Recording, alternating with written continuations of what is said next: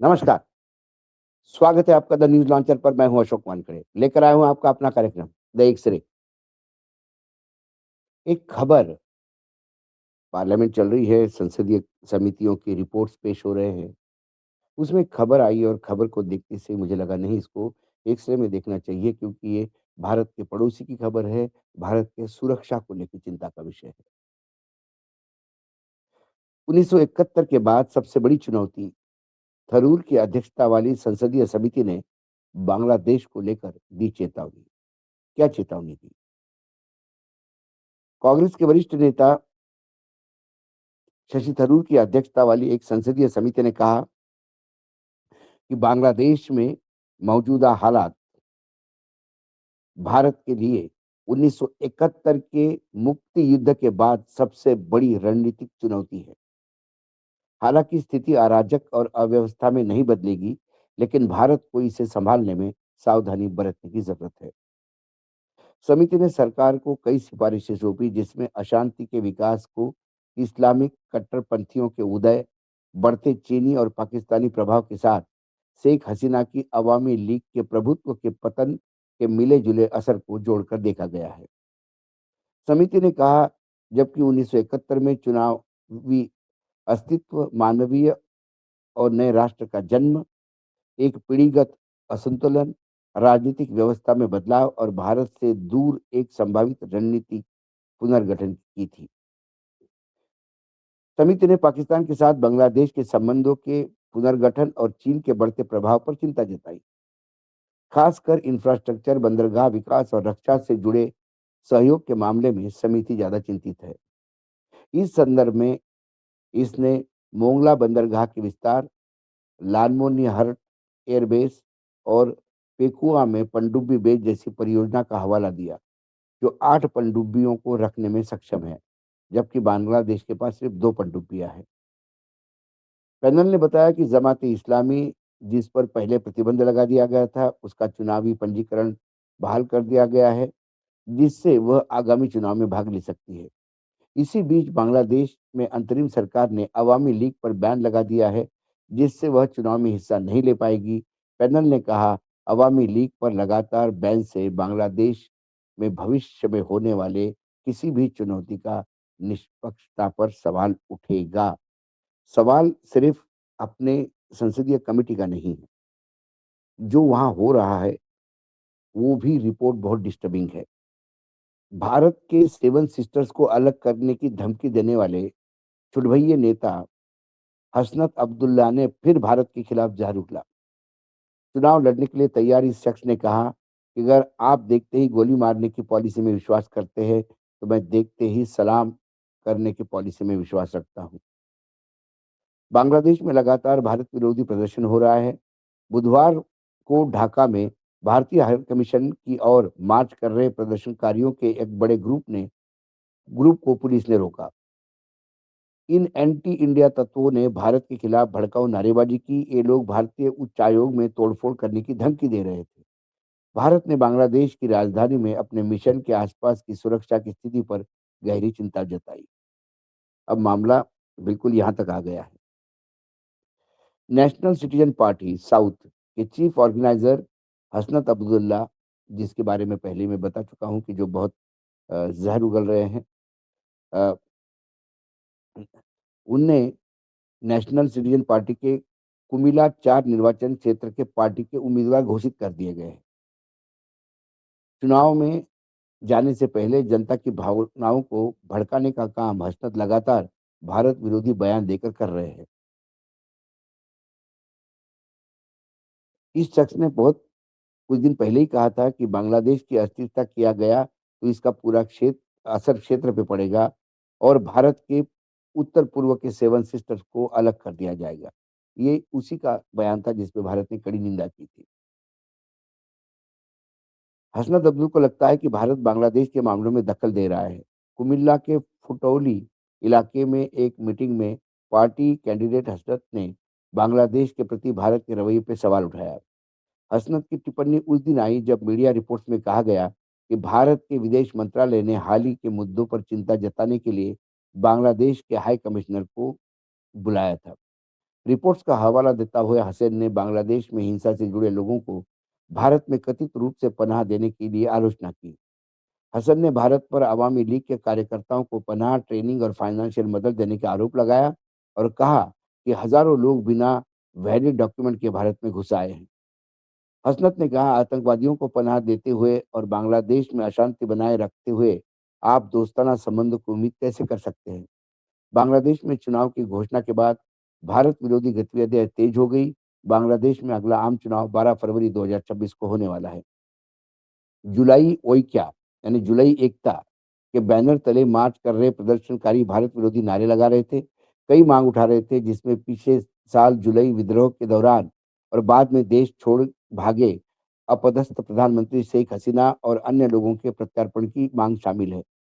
Police प्रवक्ता ने बताया कि बुधवार दोपहर को पुलिस ने रामपुरा पुल से शुरू हुआ जुलूस को नॉर्थ बड्डा में हुसैन मार्केट के सामने रोक दिया, जहां डिप्लोमेटिक मिशन स्थित है। स्थानीय मीडिया रिपोर्ट के अनुसार जैसे ही प्रदर्शनकारी आगे बढ़े, पुलिस ने बैरिकेड लगा दिया।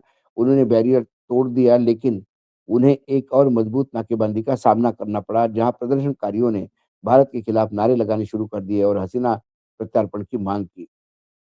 ये वर्तमान में जो वहाँ भा चल रहा है भारत के विरुद्ध, उसका एक लेखा-जोखा, क्योंकि हमारे यहाँ शशि थरूर जी के अध्यक्षता वाली कमेटी ने जो संदेशा जो डाउट लिया या जो उन्होंने इंगित किया संभावित भारत के खिलाफ बांग्लादेश में क्या हो सकता है और स्थिति कितनी खराब हो सकती है, वो वर्तमान में जो बांग्लादेश में चल रहा है, उसी को लेकर हम ये कह सकते हैं।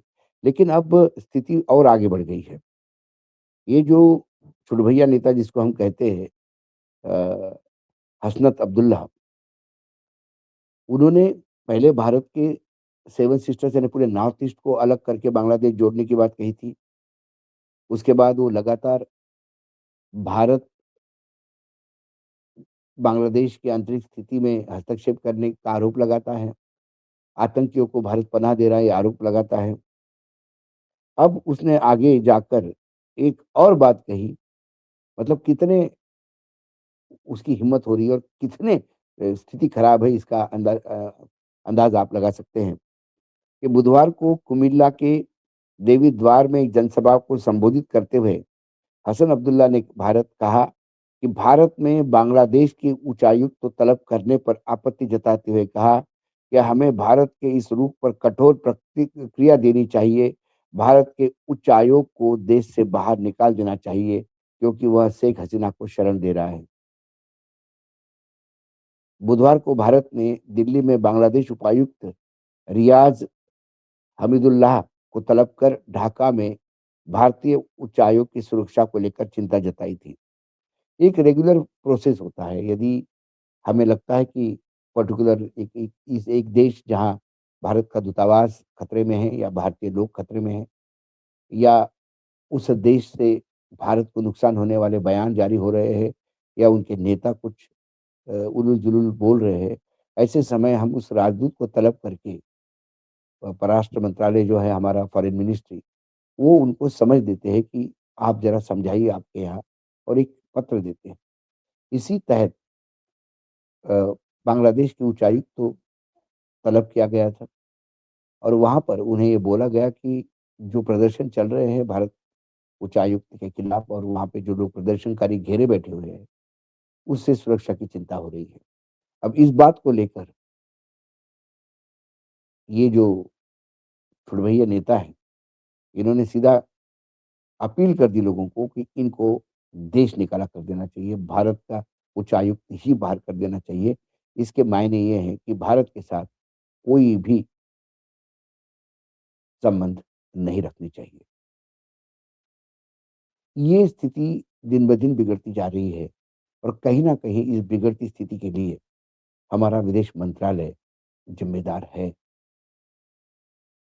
इतनी स्थिति बिगड़ती गई और हमारे सरकार को ये पता ही नहीं था, बड़ी ताज्जुब की बात है।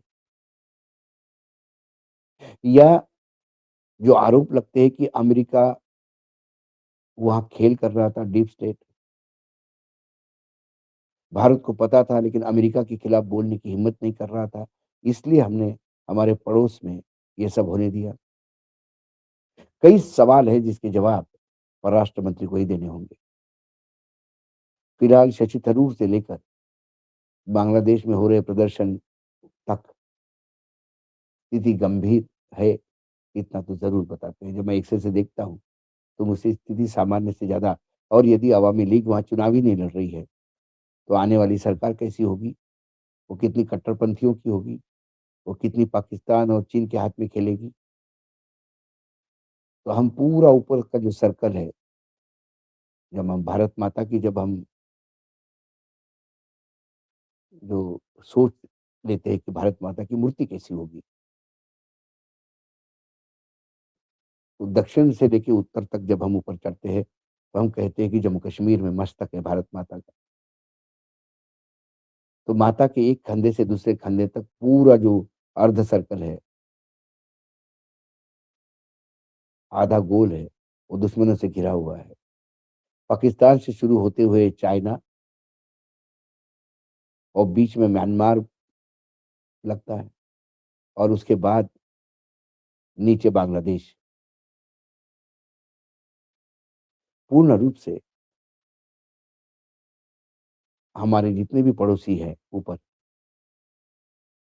सभी से कहीं न कहीं हमारे संबंधों में दरार है। पाकिस्तान को हम समझ सकते हैं, चीन को हम समझ सकते हैं। वो पारंपरिक दुश्मन है और लगातार अपनी दुश्मनी को बढ़ावा दे रहे हैं। लेकिन म्यांमार से लेके बांग्लादेश तक स्थिति अपने साथ थी, जो अपने हाथ से बाहर जाती हुई दिखाई दे रही है। देखते हैं अमेरिका के चरणों में बैठ के अभी हमें और क्या पाना है, क्या खोना है। आज एक्स-रे में इतना ही। कल फिर आता हूँ किसी विषय के साथ, तब तक के लिए नमस्कार। देखते रहिएगा द न्यूज़ लॉन्चर।